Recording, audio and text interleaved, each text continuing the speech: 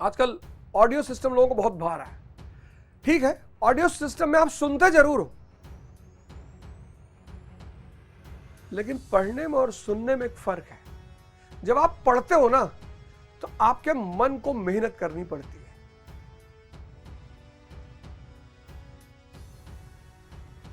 जब आप सुनते हो तो कोई जरूरी नहीं कि आपका मन ध्यान से सुने ही। दो चीज में आपके मन को मेहनत करनी पड़ती है। एक लिखने में, इसलिए ज्यादातर मन लिखने से भागता है, और एक पढ़ने में। इसलिए जब आप पढ़ना शुरू करते हो तो आधे घंटे में आप देखोगे कि आपका सर भारी होने लगे जब आप शुरू करोगे। इसलिए जिन भी लोगों को पढ़ाई शुरू करनी है, मान लिया आप 30 प्लस है, 40 प्लस है और आप पढ़ना शुरू करना चाहते हैं, तो आप सबसे पहले सटायर पढ़ना शुरू करें। सटायर मतलब व्यंग। आप पढ़ेंगे, हंसेंगे, आपको मजा आएगा। पहले आप सटायर पढ़ना, व्यंग पढ़ना शुरू करें, फिर आप ऐतिहासिक नॉवल पढ़ना शुरू करें। और ऐतिहासिक नॉवल में सबसे पहले आप पढ़ें चित्रलेखा, वैशाली की नगरवधु। सटायर में आप पढ़ सकते हैं हरिशंकर परसाई की तब तो ऐसा नहीं था, कहत कबीर, प्रेमचंद का फटा जूता। बड़ी अच्छी अच्छी किताब है, बड़ी प्यारी प्यारी। लेकिन आप सटायर से शुरू करें, व्यंग से, फिर नॉवेल पर आए, और फिर आप धीरे से विषयगत किताबों को पढ़ें, और अंतिम चरण में आप दर्शन को उठाएं। जब आप पढ़ने के शौकीन हो जाए तब आप दर्शन को उठाएं। अगर आपने पहली बार में दर्शन उठा लिया तो उसके बाद आप किताब कभी नहीं उठाओगे। जून का जो पहला सप्ताह होगा, पहला, अब मैं गीता जो पढ़ा रहा हूं, गीता के साथ साथ मैं संडे को जैसे आधा घंटा गीता पढ़ा रहा हूं, तो आधा घंटा जो करंट मुद्दे हैं, ध्यान मैंडेटरी है आज के समय में, उस पर चर्चा किया करूंगा। परिवार, स्त्री, नशा कि यह है आउटकम किस चीज का है, क्यों है, मन। जुलाई के पहले सप्ताह से पाकिस्तान 1947 में पैदा हुआ, उसकी हमने चर्चा की, और हम इस पाकिस्तान के जन्म को ट्रेजेडी मानते हैं। भारत एक नेचुरल भौगोलिक दशा है, नेचुरल प्राकृतिक, हिमालय से हिंद महासागर और अरब सागर से गारो खासी जयंतिया। कुछ सीमाएं बनाई जाती हैं, कुछ सीमाओं को प्रकृति ने बनाया है। तो भारत जो है उसका अपना नेचुरल फ्रंटियर है, प्राकृतिक सीमाएं हैं। ये काबुल हमारी प्राकृतिक सीमा के अंदर है।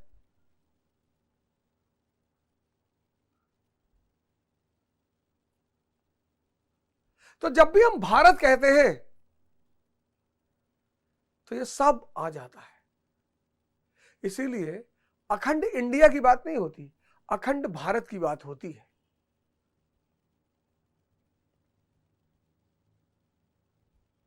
क्योंकि भारत एक प्राकृतिक नेचुरल इकाई है। खैर, हम इसके जन्म को ट्रेजेडी मानते हैं, और मैंने इसके जन्म की पूरी कहानी आपको सुनाई। 1875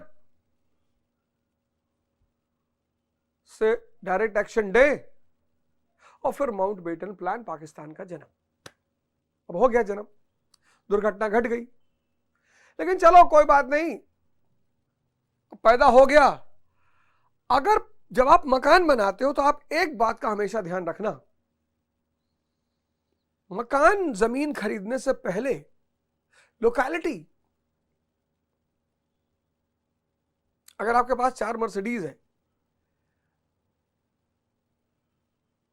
और आपने स्लम एरिया में मकान बना लिया, तो जब भी स्लम एरिया के लोग मुसीबत में पड़ेंगे वो आपके घर में कूद जाएंगे।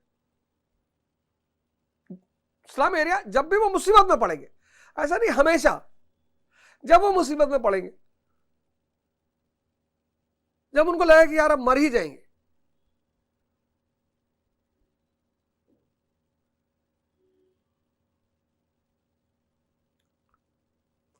अब ये देश बना, और अगर बन जाता, गौर से सुनिएगा इस लाइन को, ये देश बना और अगर ये बन जाता, मतलब आर्थिक शक्ति बन जाता, राजनीतिक शक्ति बन जाता, तब ये हमारे लिए संकट नहीं होता। स्विमिंग जिंदगी में जरूर सीखिएगा, क्योंकि स्विमिंग से बड़ा इस दुनिया में कोई दर्शन नहीं है। दर्शन जिनको पढ़ने का शौक नहीं है ना, वो स्विमिंग जरूर सीखे। और स्विमिंग कभी किताब से पढ़ के मत सीखिएगा। किताब से पढ़ के अगर पानी में कूद गए तो दोबारा वापस नहीं आएंगे। स्विमिंग जब भी सीखिएगा, दो चीज, एक स्विमिंग, एक ध्यान, ये जब भी सीखिएगा तो जिंदा गुरु का होना बहुत आवश्यक है, नहीं तो कुछ मिलेगा नहीं आपको। स्विमिंग दर्शन है, पूरा पूरा दर्शन है।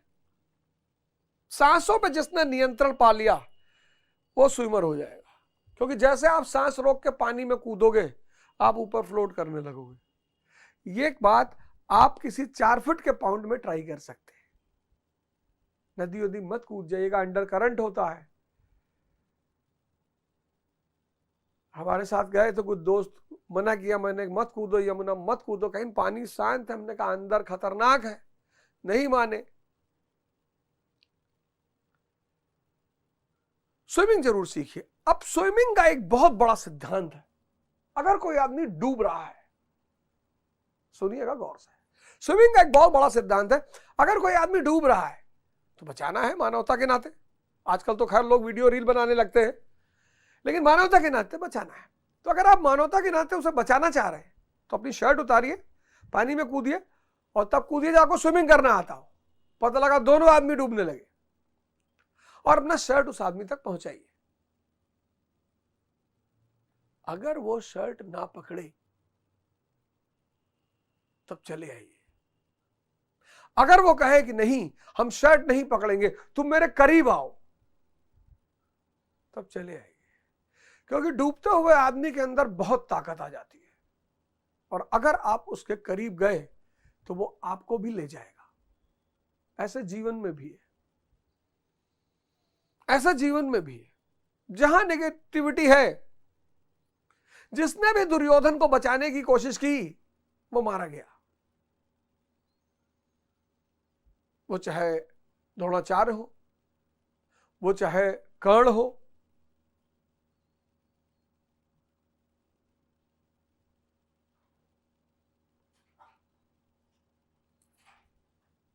पैदा हुआ पाकिस्तान। मोहम्मद अली जिन्ना ने स्टेटमेंट दिया बड़ा प्यारा कि अब आप पाकिस्तान में नागरिक बन के रहिए। जो आदमी 46 के चुनाव में गाना गा रहा था 45 में कि आप वोट दीजिए इस्लाम के नाम पर, वही आदमी जब पाकिस्तान बन गया, वही आदमी जब पाकिस्तान बन गया तो अपने देश के लोगों से अपील कर रहा है कि अब आप नागरिक बन के रहिए, और आप हिंदू मुसलमान बन के मत रहिए।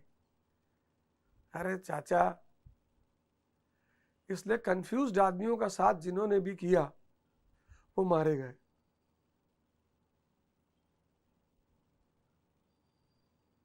जिन्होंने भी कंफ्यूज्ड आदमियों का साथ किया वो मारे गए। पाकिस्तान की शुरुआत ही गलत हो गई। नफरत की नींव में उसका जन्म हुआ था।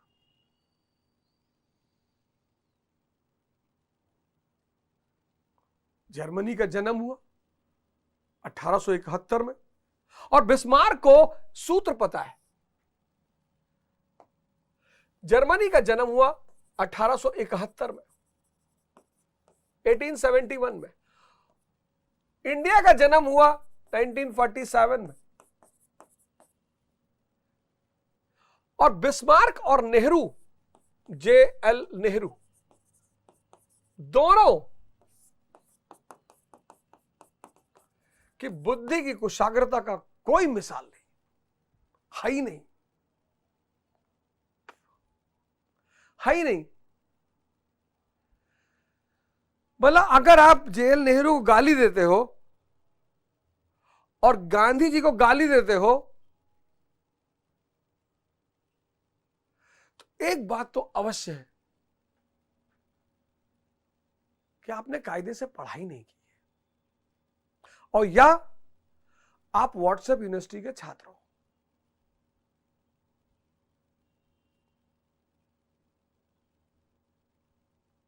अब दोनों को एक बात पता है, E is equal to E, economy is equal to empire.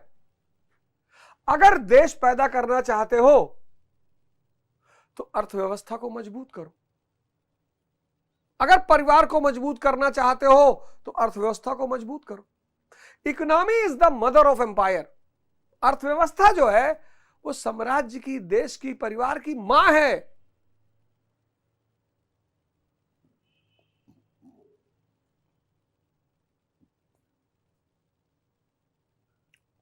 और शुरुआती दिनों में बिस्मार्क स्टेट सोशलिज्म, राजकीय समाजवाद, इंफ्रास्ट्रक्चर, बैंकिंग सिस्टम,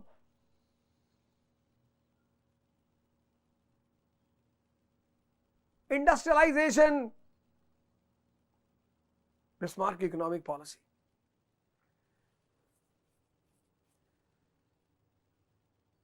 वही काम नेहरू ने भी किया। कहा यार ऐसा करते हैं, P is equal to P का फॉर्मूला अपनाते हैं। लोगों ने कहा मतलब, बोले पॉलिसी डिपेंड्स अपॉन प्रायोरिटी, और हमारी जो बेसिक इकोनॉमी का जो हमारा आधार है, न्यू है, वो है एग्रीकल्चर।